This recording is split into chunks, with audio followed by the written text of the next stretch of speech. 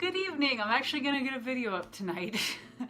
We'll see if there's enough substance to this, otherwise I'll just save it for tomorrow. I don't want to do daily videos. I mean, I do daily videos, but I don't want to post them anymore unless they're at least like 5 minutes long or something, because doing like these little 3-minute videos just seems like I'm probably clogging up people's subscription boxes with stuff that doesn't have a lot of substance. So anyway, man, I am all shiny tonight. Whoa. Anyway, so I am done with my writing already for the evening. That went really fast because I got into some really fun scenes that I was writing, and I'm about to get to the scene that I've been looking forward to most out of this entire story. I think it's in the very next chapter, the whole autopsy scene. That sounds really weird and morbid that that's the scene I've been looking to most from this, but that's basically the point where you're going to realize as the audience that this isn't just like a contemporary story set in the future. It's a sci-fi with like people having mutations and stuff, but you don't realize that until this point. It starts becoming clear. So I'm excited for it. But anyway, so a piece of writing advice that I wanted to get, I can't talk. I've been up since 5. A piece of writing advice that I wanted to give for today is, well, let's start off by saying rough drafts kind of suck. Rough drafts, they tend to be garbage most of the time. That's just kind of a fact of writing life. But every now and then you will write things that you are really proud of and you're like, I wrote that? That's amazing. How did that come out so good the first time? I am a genius. Those kind of things.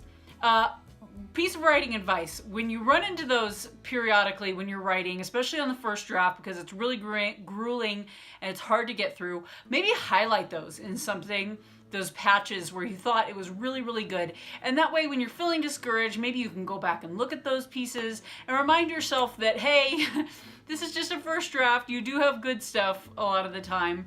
And sometimes that shines through even on the first draft, and it can be a little bit encouraging. So tonight, in order to encourage the use of this particular piece of writing advice, I hate doing this, I'm going to read you one of mine that I highlighted, but I want to give you a little bit of backstory. I just thought this paragraph came out really good and really getting across the tone and the internal struggles that this character is having. To give you a little bit of backstory, my main character, Ippolito Costa, is a doctor in an Italian hospital. I don't really have the time frame hooked down yet. I think it's going to be a couple hundred years in the future. It might be more than that, but far enough in the future that they've got kind of some futuristic devices and stuff. And such like that, and some historical stuff has happened between now and then, like Italy isn't around it, or sorry, not Italy isn't around anymore. Venice isn't around anymore. Unfortunately, it's sunk by this point, and a bunch of other stuff. Anyway, he's a doctor in this hospital.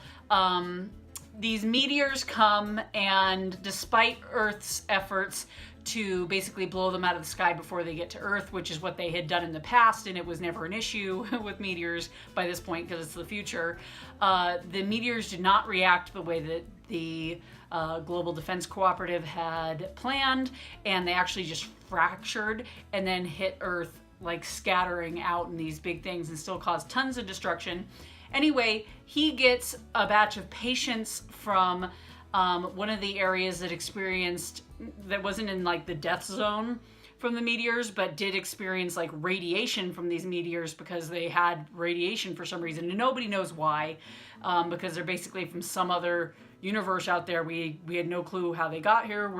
Basically people have been theorizing on the news that there's been another big bang somewhere else out there in space, outside of our universe, and that's what caused them to be heading in our direction. That's why they're made of material we're not familiar with and stuff, and why they have a kind of radiation that we're not familiar with either. Anyway, so he gets this batch of patients, and they all have this horrible, horrible thing that looks like a sunburn over their entire body that's got them bright red, except for it's not just where their skin was exposed. It's literally uniformly red over their entire body, and they're in agonizing pain, and he's been dealing with this. But a few months before this. Wow, I'm giving more backstory than I actually need to for the paragraph I was going to read to you. I just realized most of the stuff I'm telling you doesn't have anything to do with that. Basically, before all this happened, he thought his life was pretty crap as it was, and he was dealing with some really bad personal problems because about a month before this, his daughter, Elena, died. She had I haven't decided if it's going to be some sort of mysterious degenerative disease that nobody knew what it was, but they couldn't help her, or if it was some kind of cancer and they couldn't help her.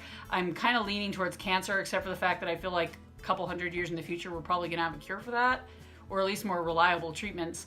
But anyway, she had died about a month prior to this, and he's been having some real problems in his marriage as a result of it. His wife is adjusting a little bit better than he is, and he's been kind of burying himself in work, and has been having a hard time connecting with his wife ever since. And he recognizes that it's having problems in his marriage that might eventually lead to him losing his wife, and he's been having a hard time with that, as well as fending off a potential alcohol addiction that he's working on developing.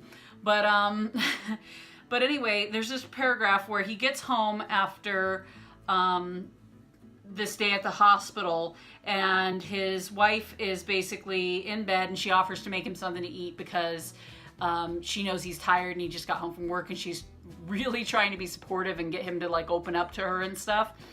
And he basically turns her down and just tells her, I'm too tired, I'm gonna go to bed. And she leaves the room, and then I have this paragraph, and sorry, I'm gonna like muster myself up because I always feel so awkward reading my own writing aloud.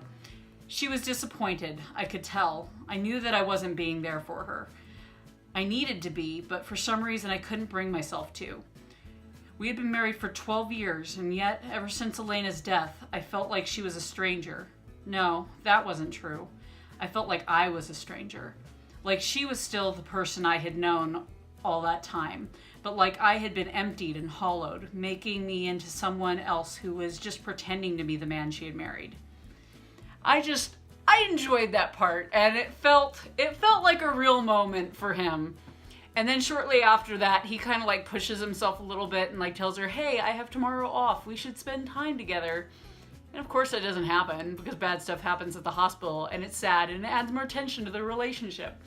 But anyway, I liked that part. I felt really good in it, and it made me want to cry when I wrote it. I'm reading it back now and I feel like a goof, but I liked it. So I'm setting the example for my piece of writing advice. But I think that's all I pretty much have to say tonight. Let's see, where am I at total so that I can tell you? I am at a total of, must have lost a couple of words somewhere along the way.